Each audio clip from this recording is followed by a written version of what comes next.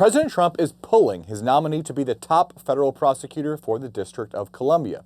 Ed Martin was a controversial nominee due to his work with defendants in the January 6, 2021 attack on the U.S. Capitol. His confirmation took a big hit this week when a key Republican senator came out against him. President Trump spoke about it today at the White House. Let's take a listen. To me, it was disappointing, I'll be honest. I have to be straight. I was disappointed. A lot of people were disappointed. But that's the way it works sometimes. That's the way it works. And he wasn't rejected, but we felt it would be hard. And we have somebody else that we'll be announcing over the next 2 days who's going to be great. White House reporter Brett Samuels joins us to discuss. Brett, Tom Tillis, Republican of North Carolina, said this week he would not vote to confirm Martin. He said any other jurisdiction, he'd probably support him, but not in D.C., where January 6 took place. What was it about Martin that caused so much concern for lawmakers like Tillis? Yeah, certainly Ed Martin was controversial, mostly, as you said, Drew, for his connections to January 6th defendants. And obviously that was sort of a red line for Tom Tillis in particular, the Republican from North Carolina, who more or less sank this nomination and ensured that Ed Martin couldn't even get out of committee.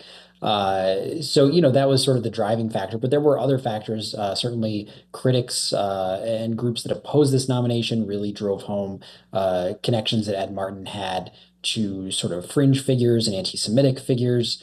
His lack of experience as a prosecutor was certainly another thing that critics highlighted. So, Ed Martin was a fairly well-rounded, controversial nominee, I think is fair to say, but certainly those January 6th connections were sort of front and center in all this. Do you think this is just Tillis taking a stand here on something that he believes, or are his sentiments echoed more broadly among Republicans here in Washington? Yeah, it's interesting because certainly Tom Tillis being on the Judiciary Committee certainly has a lot more power over this because, he can ensure that Ed Martin doesn't even, couldn't even get through committee and sort of rendered this whole thing moot.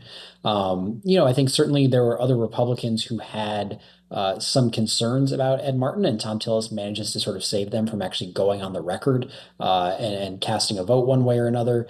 I think if he got to the floor, you might see the usual suspects like Lisa Murkowski, Susan Collins, even Mitch McConnell from Kentucky. Whether they would actually vote for him or against him on the floor certainly would have been worth watching. But as you said, Drew, certainly Tom Tillis's opposition spares them all from going on the record and having to vote one way or another. Martin, as you said, had these controversies, but was a favorite of the MAGA movement, and what the movement wants, it usually gets. What do you think this says about the ability of Republicans to resist the more radical impulses of the hard right?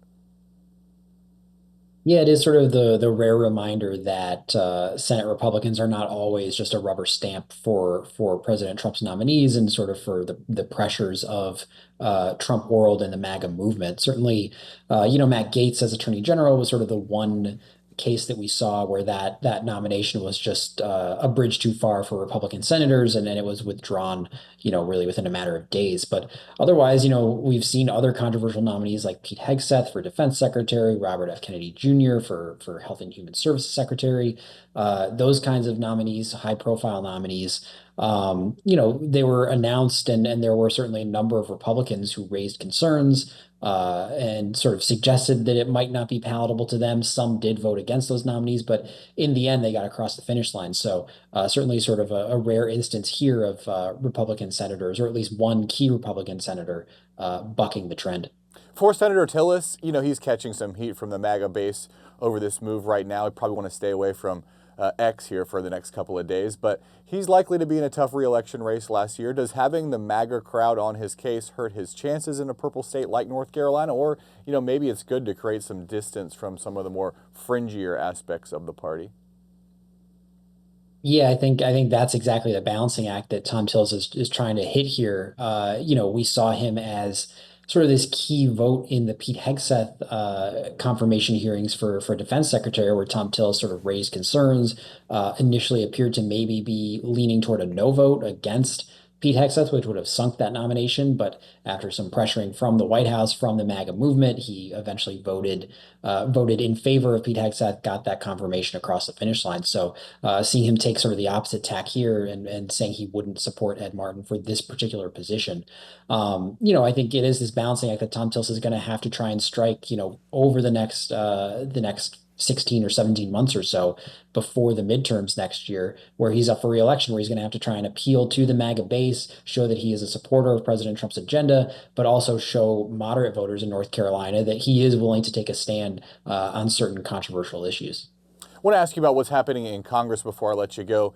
There's this big, beautiful reconciliation bill, contains a lot of the president's priorities. Republicans are trying to find a balance, cutting enough spending to appease conservatives without losing moderates. How do you think they're doing so far threading that needle? Yeah, it certainly is proving to be quite the challenge, I think, that they have opted to go with this one big beautiful bill, as President Trump likes to say. Some in the Senate had suggested early on in the year that they break this up into two bills, that they try and pass one bill with, border funding and some other priorities first, because that could get done maybe more easily, and then the tax situation, which is more complicated, could be sorted out in a second bill. But they opted to go for the one bill at Trump's urging ultimately, and now they find themselves trying to balance all these competing interests, and it's proving quite difficult because you have to weigh House interests, Senate interests, the interests of the conservative wing of the party, the moderate wing of the party. It seems everyone wants something different, and it'll be very interesting to see what the final product is and how much cajoling House and Senate leadership will have to do to kind of get everyone on board, because there's just very, very little wiggle room for Republicans here. And self-imposed deadlines by Republicans keep getting pushed back. Be interesting to continue to follow. For now, we'll leave it at that. Brett Samuels, thanks so much. Thanks, Drew.